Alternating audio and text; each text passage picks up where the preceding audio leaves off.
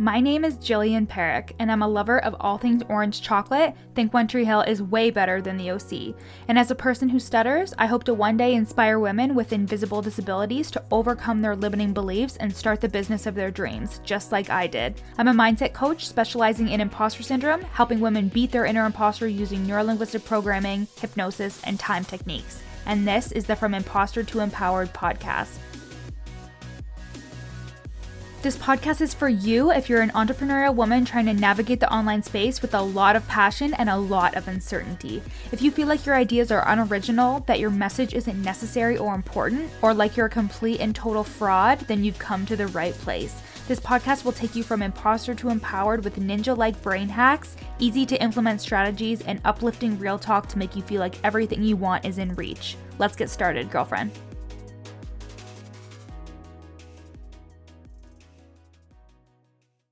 Hey everybody, welcome back to the From Imposter to Empowered podcast. So as much as I love my podcast content to be evergreen, I just want to bring attention to the current COVID-19 situation. I've been home in social isolation for the past 3 days, so it's like halfway through March right now. Tomorrow's actually my birthday, the 21st of March. You're going to be listening to this on the 1st of April, and I just want you to know that if you need support, mindset support, EFT, tapping, if you need any type of that stuff, please head over to my Instagram at your coach Jill. I have IGTVs uploaded of me doing EFT tapping videos, and also send me a DM again at your coach Jill if you need support during this time.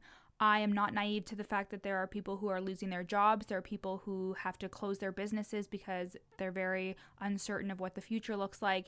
At this point, I don't know when I'm going back to work. I am fortunate enough to have a full-time job that is paying me right now, and I'm also fortunate enough to be able to do my coaching business through a computer and still be able to serve just as well, if not better, because I have more free time. So I totally understand if you are going through some shit right now, and just know that it's okay if you want to take a break during this time. It's okay if you want to use this time for personal development. It's okay if you want to get ahead on your content or whatever you want to do. Whatever you want to do that feels right to you, do it. For the first couple days, I thought I'd be super productive, and I found myself going to a shame spiral of not doing a bunch of things, but I just had to remember that this time is my own. I wouldn't have it otherwise, and however I choose to use it is perfect, and it is up to me. So stop the shame game.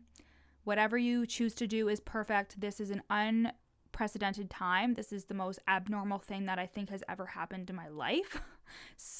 And I'm sure a lot of other people's as well. Super weird. I don't want to say the worst is yet to come, but we still are very uncertain of what the future looks like in terms of events, in terms of schools, whatever that looks like. But keep pushing, keep going, hold the faith. It can only get better. Even if it gets worse after that, it will get better. So make sure you're holding the faith and holding space for yourself to feel whatever emotions that you're feeling, or whatever feels necessary for you to feel is perfect. So today's episode is actually something that I found in my notes. I was like, what am I going to talk about this month? And I came across, does finally making money make you feel less like an imposter? And I wanted to create a conversation around this, because usually when it comes to exchanging our services for money, we feel like that means that it's legit.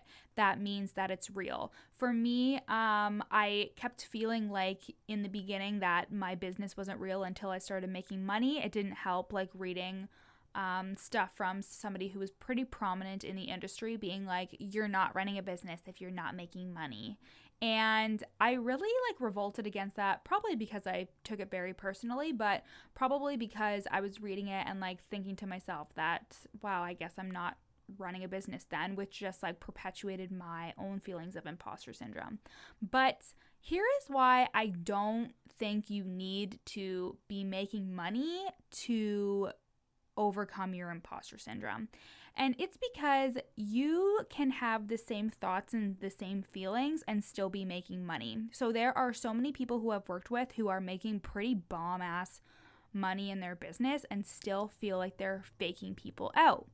I don't think it stops you from feeling less like an imposter. I think it helps in terms of like making you feel like your business is legit. But if you genuinely feel that people are going to find you out, them paying you money is not going to change that, because those are the thoughts that you're having about yourself.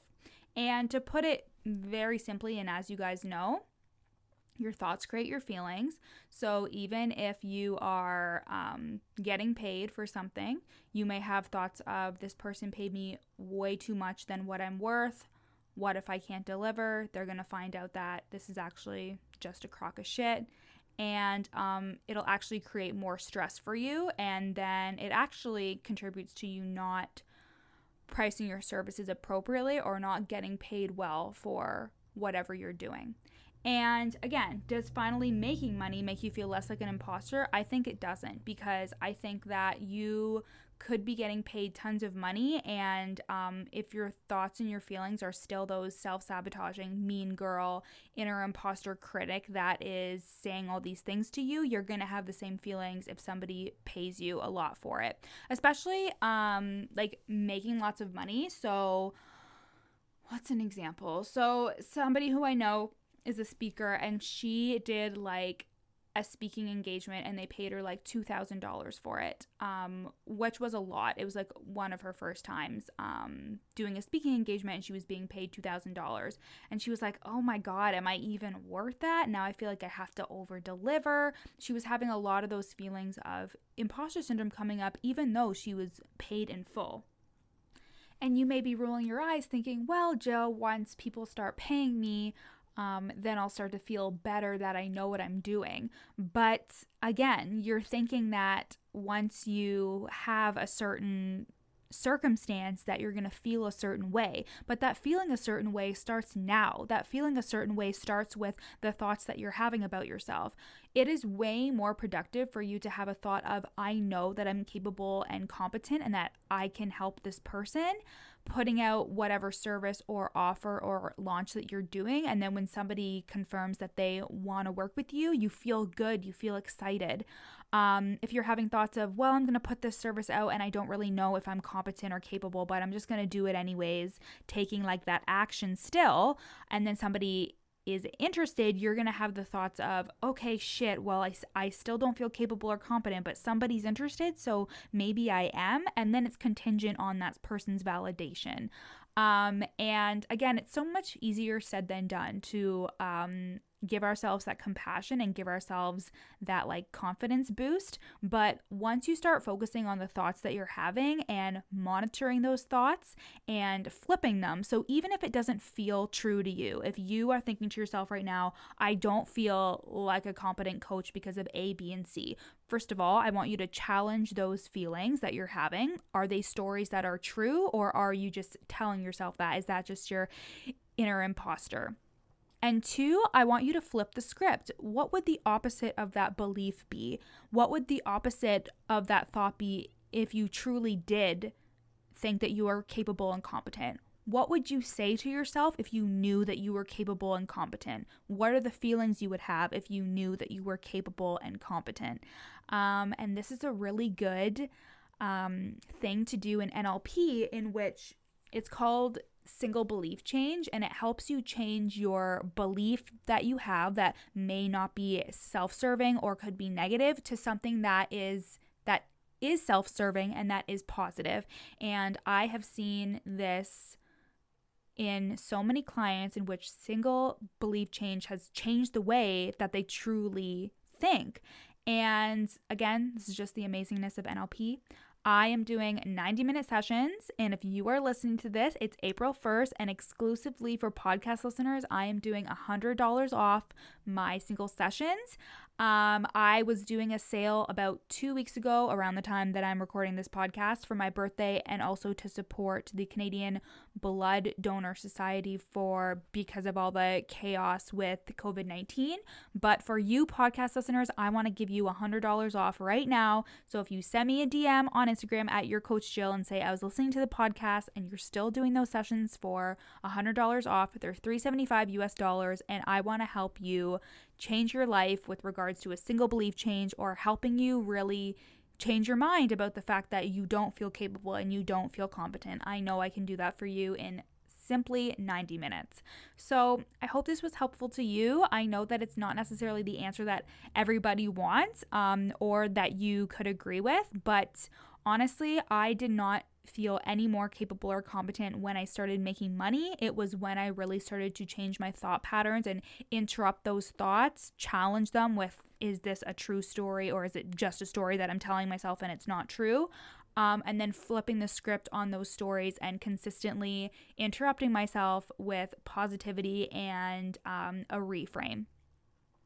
And if it helps for you to journal or say it out loud to like a voice note or send a note to your coach or whatever, however it helps you to flip those thoughts around, do that. So I hope you guys have a wonderful rest of your day. Happy April Fool's Day. Not April Fool's though, for $100 off, $375. I promise I will honor that to all podcast listeners. If you send me a DM on Instagram at your coach Jill, or you can go to the show notes and book a session. Even if the questions say that the session is $475, I will still honor it for $375. So podcast listeners, no matter when you're listening to this, I would love to offer you a single NLP breakthrough session, 90 minutes to help change your life for $375 US.